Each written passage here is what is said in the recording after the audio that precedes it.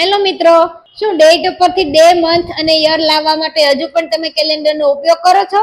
તો હવે એ બધું છોડી દો, કેમ કે આજે આપણે એક શોર્ટકટ ટ્રિક્સ થી ડેટ ઉપરથી ડે, મંથ અને યર કેવી રીતે આવે એ શીખીશું. પણ એની પહેલા વિડીયો સેવ કરો અને તમારા મિત્રો સાથે શેર કરી દેજો.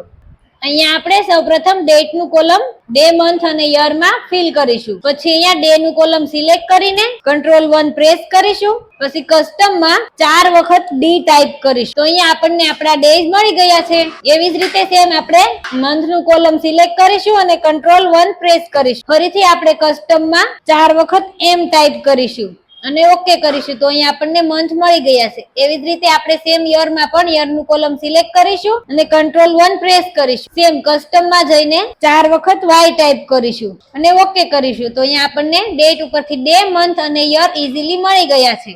જો તમને અમારો વિડીયો પસંદ આવ્યો હોય તો વિડીયો લાઈક કરો, શેર કરો અને અમારી ચેનલને સબસ્ક્રાઇબ કરો. Thank you.